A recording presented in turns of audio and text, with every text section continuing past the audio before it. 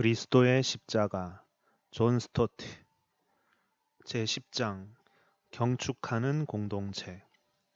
어쩌면 독자들은 지금까지 그리스도의 십자가에 대한 진술이 너무 개인주의적이라고 생각해 왔을 것이다.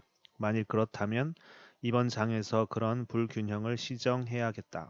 왜냐하면 내가 그리스도와 함께 십자가에 못 박혔나니 나를 사랑하사 나를 위하여 자기 몸을 버리신 하나님의 아들을 믿는 믿음 안에서 사는 것이라는 말로 바울의 개인주의의 일면을 담고 있는 바로 그 신약 성경에서 또한 예수 그리스도께서 자신을 주심은 모든 불법에서 우리를 구속하시고 우리를 깨끗하게 하사 선한 일에 열심하는 친백성이 되게 하기 위해서라고 주장하기 때문이다.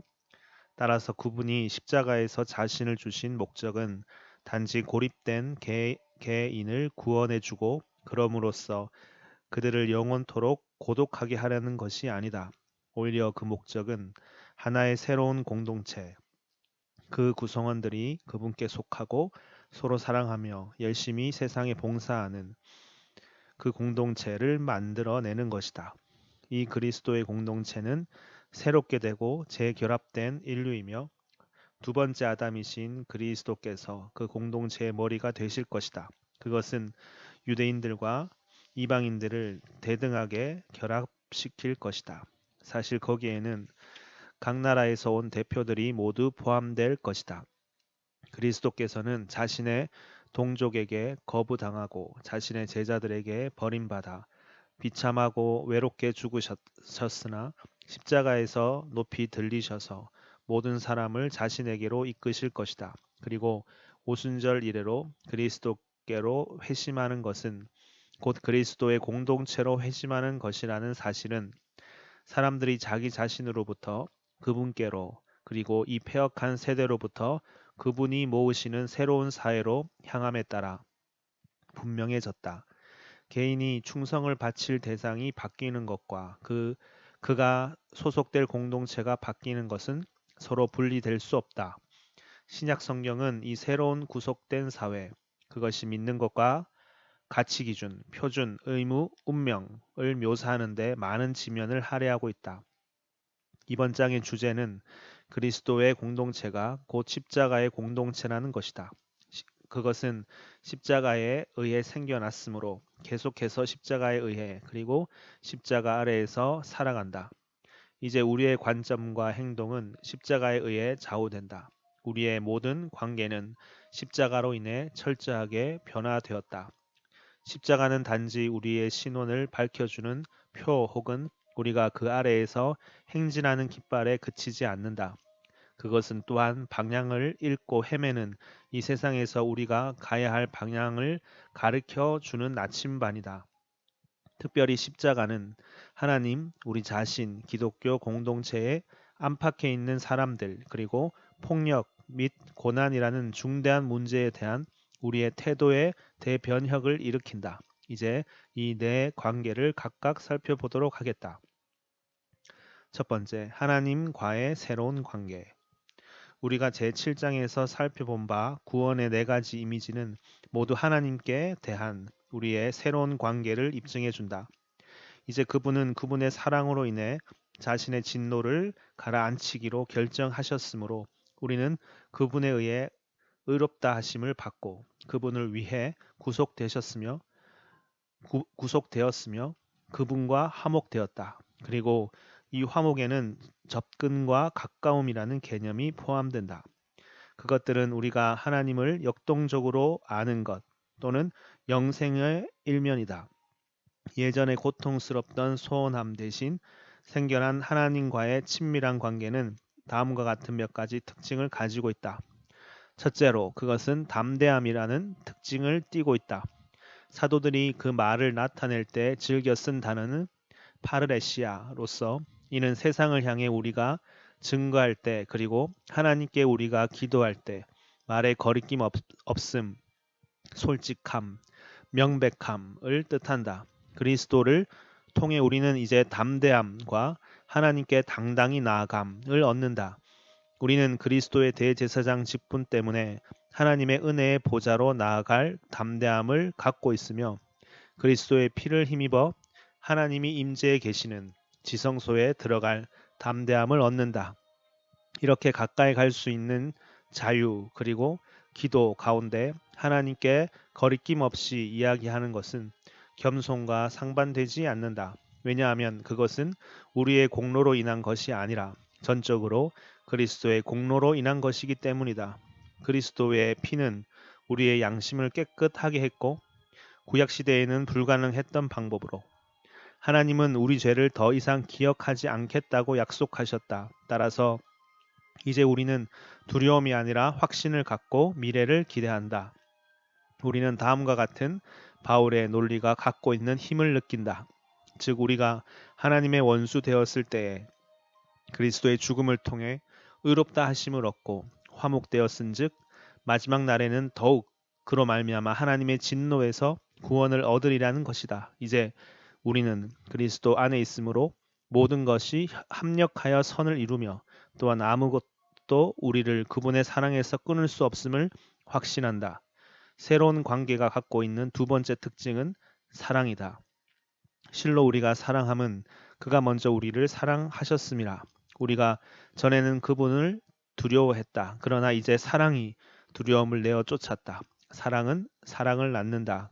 그리스도 안에 있는 하나님의 사랑, 어떤 의미에서 우리를 해방시킨 그 사랑은 또 어떤 의미에서는 우리를 애워싼다. 왜냐하면 그로 인해 우리에게는 남은 삶을 찬양과 감사로 섬기면서 그분을 위해 사는 것 외에 다른 대안이 없게 되기 때문이다.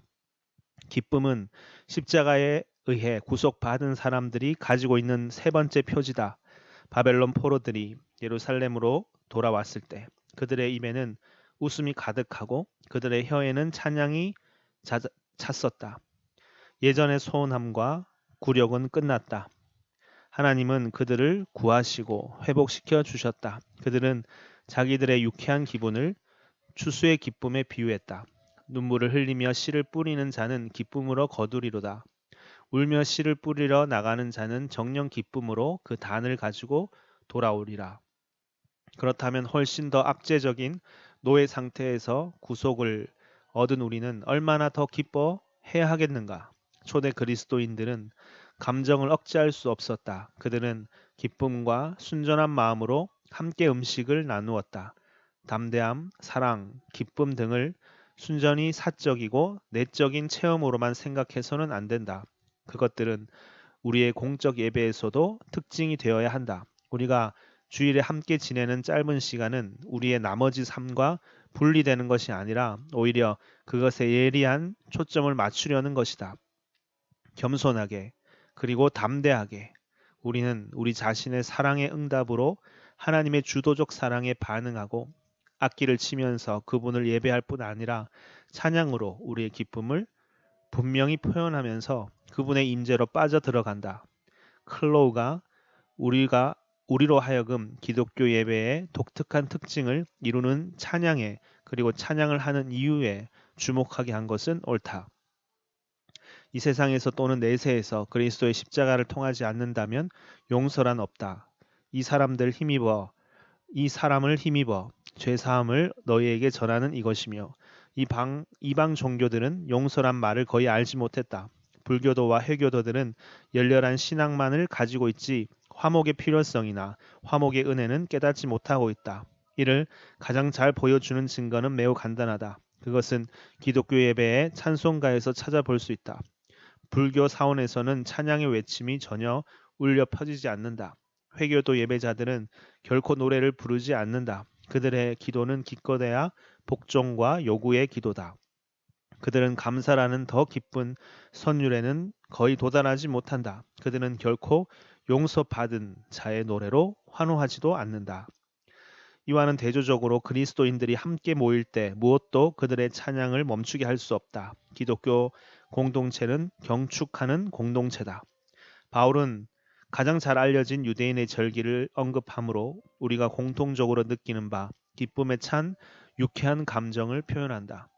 우리의 유월절 양 곧 그리스도께서 희생이 되셨느니라. 이러므로 우리가 명절을 지키되 엄밀히 말해서 유월절은 니산월 15일 저녁 곧 그날 오후 유월절 양을 죽인 직후에 먹었던 공동 식사를 말한다. 비록 그 뒤 일주일간 계속되는 누룩 없는 빵의 절기로 유월절이라고 부르게 되긴 했지만 말이다. 사람들의 기쁨의 근거는 그들이 큰 희생을 치르고 애굽에서 구속받았다는 것이다. 그런데 그것보다 더 큰 희생이 바로 십자가에서 예수 그리스도께서 인간을 구속하기 위해 자신을 들이신 것이다. 우리의 유월절 양이신 그분이 죽임을 당하셨기 때문이다. 그리고 그분이 귀중한 생명의 피를 흘리심으로 우리가 자유롭게 되었기 때문이다. 우리는 그 절기를 지키도록 권고받는 것이다. 사실 기독교 공동체의 전체 생활은 우리가 사랑과 기쁨과 담대함을 가지고 하나님이 그리스도를 통해 우리를 위해 행하신 것을 경축하는 하나의 축제로 생각되어야 한다. 이런 경축을 통해 우리는 하늘의 예배에 몰입하게 되며 천사들과 천사장들과 하늘에 있는 모든 무리와 함께 하나님께 영광을 돌리게 된다. 또한 하나님을 예배하는 것은 본질적으로 그분의 가치를 인정하는 것이기 때문에 우리는 하늘의 성가대와 함께 창조주이며 구속주이신 그분의 존귀하심을 찬양하게 된다. 우리 주 하나님이시여 영광과 존귀와 능력을 받으시는 것이 합당하오니 주께서 만물을 지으신지라 만물이 주의 뜻대로 있었고 또 지으심을 받았나이다. 죽음을 당하신 어린 양이 능력과 부와 지혜와 힘과 존귀와 영광과 찬송을 받으시기에 합당하도다. 유월절 양과 유월절에 대한 바울의 언급이 극도로 엄숙한 장의 한가운데 나와 있는 것은 놀라운 일이다. 교인 중 한 명은 근친상간의 죄를 범하고 있었음에도 불구하고 그들에게는 겸허하게 비통해하는 모습이나 회개의 기색이라고는 전혀 보이지 않는다. 바울은 그 범죄자를 출교시키라고 명하고 그것을 뿌리 뽑기 위해 단호한 조치를 취하지 않는다면 공동체 내에 그 죄가 퍼질 위험이 있다고 경고한다. 적은 누룩이 온 덩어리에 퍼지는 것을 알지 못하느냐? 고 그는 묻는다. 바로 이 누룩에 대한 언급이 그에게 유월절과 무교절을 상기시킨다.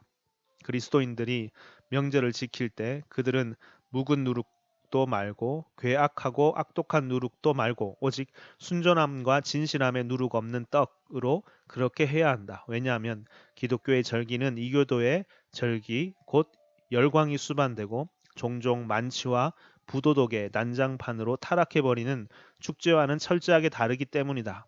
그리스도인의 경축은 거룩한 특색을 띠어야 한다. 왜냐하면 십자가를 통해 그리스도께서 이루고자 하시는 궁극적 목적은 너희를 거룩하고 흠없고 책망할 것이 없는 자로 그 앞에 세우고자 하시는 것이기 때문이다.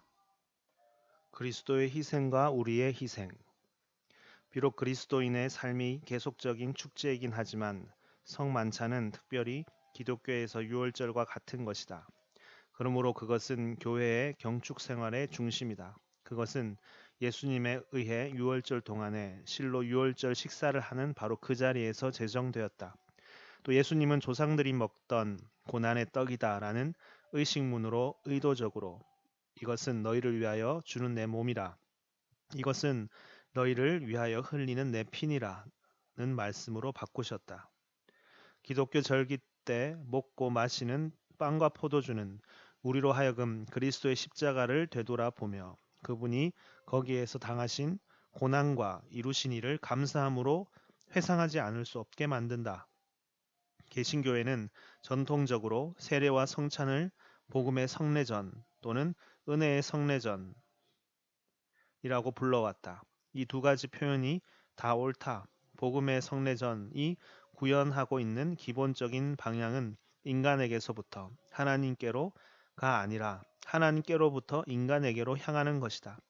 세례에서 물은 죄로부터 깨끗함을 받는 것과 성령의 부으심을 받는 것 이거나 아니면 그리스도의 죽음과 부활에 참여하는 것 또는 양자를 모두 나타낸다. 우리는 우리 자신에게 세례를 주지는 않는다.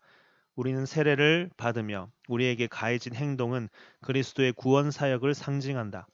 마찬가지로 성만찬 시에 그 극적 사건의 본질은 떡을 위하여 축사하고 떼어서 주는 것과 포도주를 취하여 축사하고 부어서 주는 것으로 되어 있다.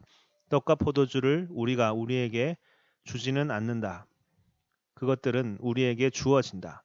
우리는 그것들을 받는다. 그리고 우리가 육체적으로 그 떡을 먹고 그 포도주를 마시는 것과 마찬가지로 우리는 믿음으로 우리 마음속에서 십자가에서 죽으신 그리스도를 먹고 있다. 따라서 두 성례전 모두에서 우리는 다소 수동적으로 주는 자가 아니라 받는 자이며 시혜자가 아니라 수혜자이다. 동시에 세례는 믿음을 고백하기에 적절한 기회이며 성만찬은 감사를 드리기에 적절한 기회다. 이에 따라 점차 성만찬의 명칭으로 성찬, 감사라는 말이 더 널리 퍼지게 되었다. 그리고 제사란 드린다라는 말의 다른 표현이므로 성찬식 제사란 말이 고안된 것도 놀라운 일이 아니다. 하지만 그것은 옳은 것인가? 그것은 무엇을 뜻하는 것인가? 우선 첫째로 우리는 모두 우리가 성만찬 때 행하는 것이 그리스도께서 십자가에서 보이신 자기 희생과 다음 5가지 면에서 관련된다는 점에 동의할 수 있어야 한다. 첫째는 우리는 그리스도의 희생을 기념한다. 이것을 행하여 나를 기념하라고 그분은 말씀하셨다. 실제로 떡과 포도주를 갖고 행하는 정해진 의식들은 그 기념을 생생하고 극적인 것으로 만든다. 둘째로 우리는 그 유익에 참여한다. 그 의식의 목적은 기념하는 것을 넘어서 친교로 나아간다. 우리가 축복하는 바 축복의 잔은 그리스도의 피에 참여함이 아니며 우리가 떼는 떡은 그리스도의 몸에 참여함이 아니다. 이런 이유로 해서 성만찬이 거룩한 친교 또는 주님의 만찬, 왜냐하면 그것을 통해 우리는 그리스도를 먹고 심지어 느낄 수 있기 때문이다. 라고 불리는 것이 옳다. 셋째로 우리는 그리스도의 희생을 전한다. 너희가 이 떡을 먹으며 이 잔을 마실 때마다 주의 죽으심을 오실 때까지 전하는 것이니라. 비록 그분의 죽음은 수십 세기 전에 일어났지만 그 죽음을 전하는 일은 오늘날에도 계속된다.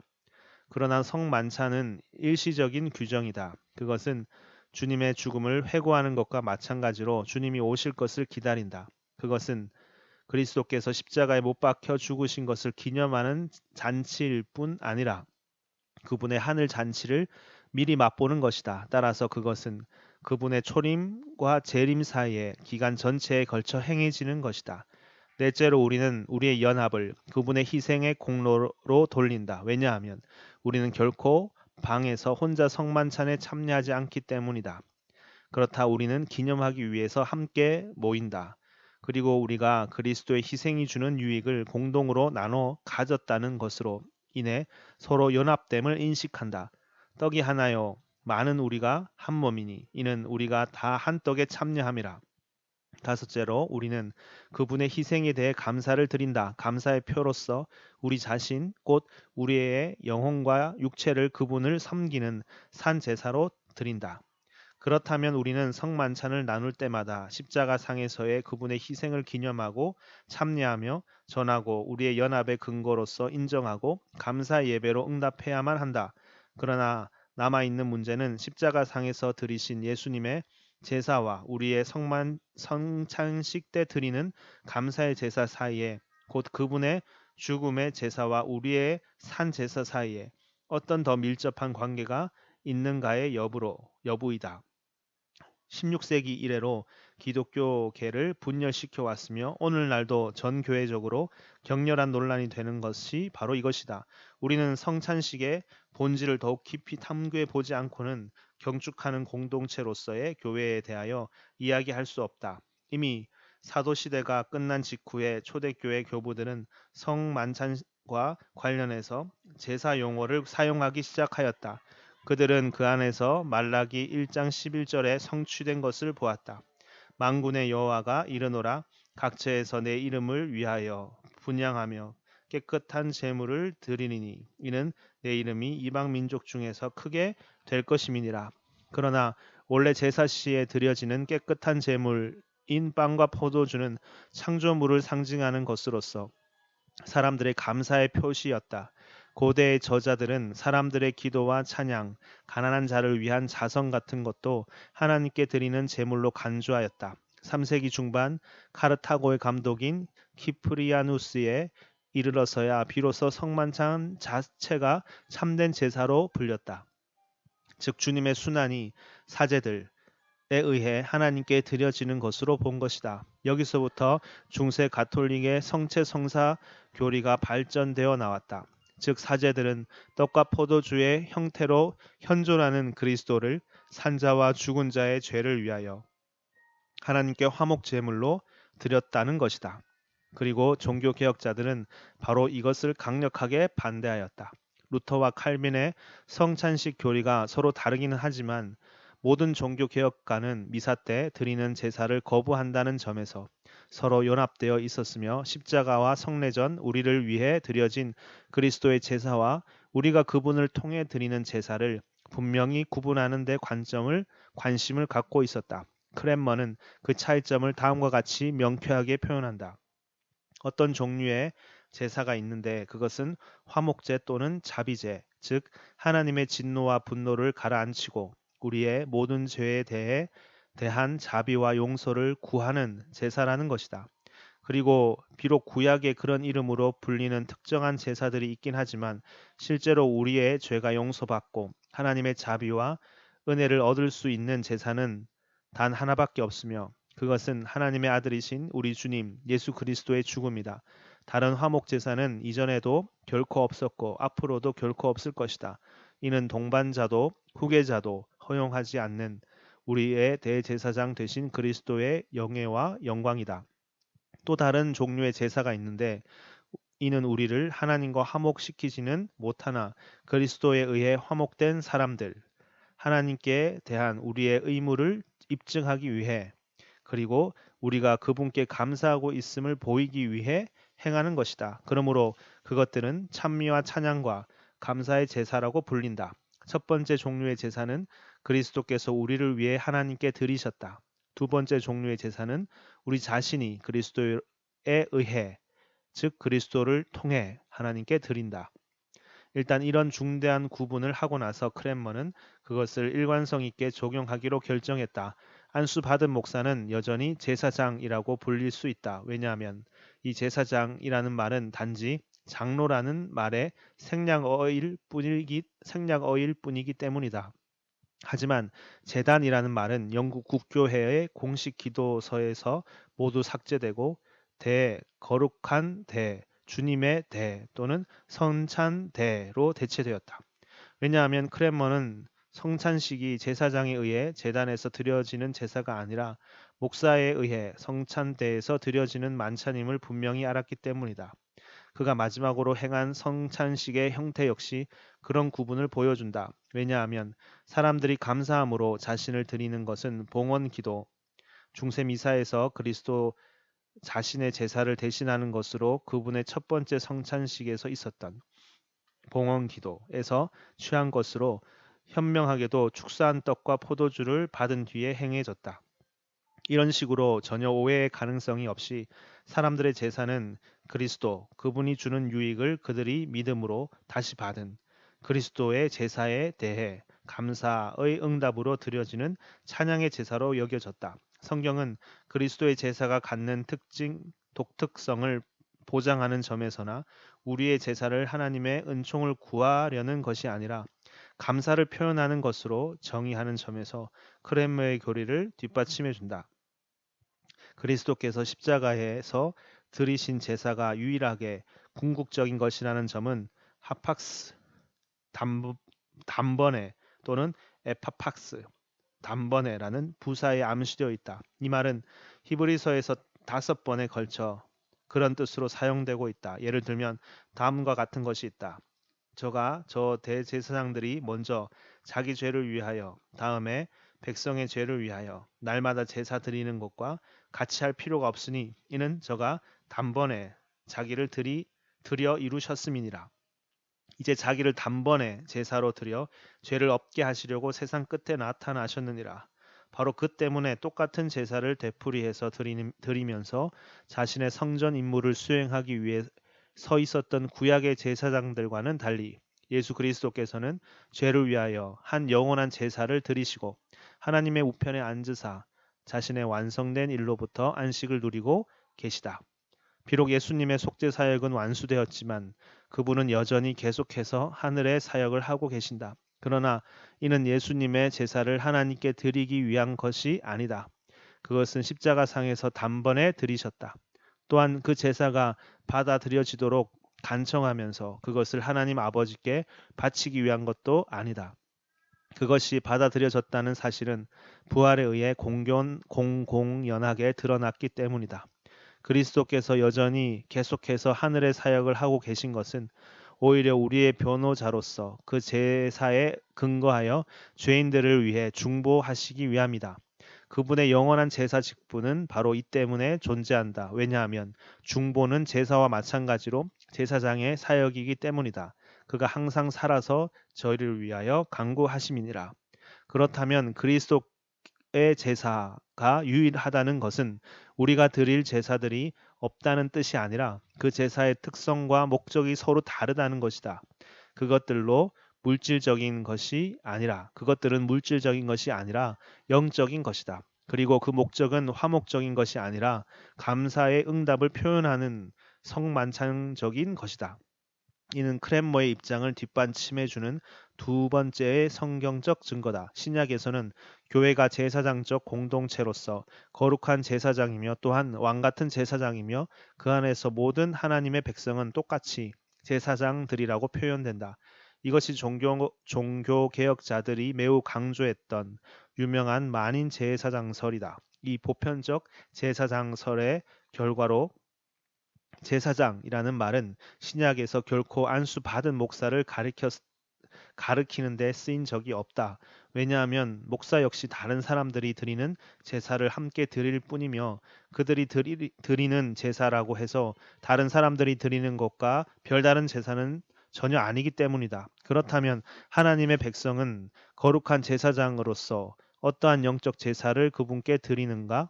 성경에서 8가지가 언급되어 있다. 첫째로 우리는 우리 몸을 그분을 섬기기 위한 산 제사로 그분께 드려야 한다. 이는 마치 물질적 제사를 말하는 것처럼 들린다. 하지만 그것은 우리의 영적 예배라고 불린다. 아마도 그것이 마음의 예배를 표현할 때만 하나님을 기쁘시게 하기 때문인 듯하다.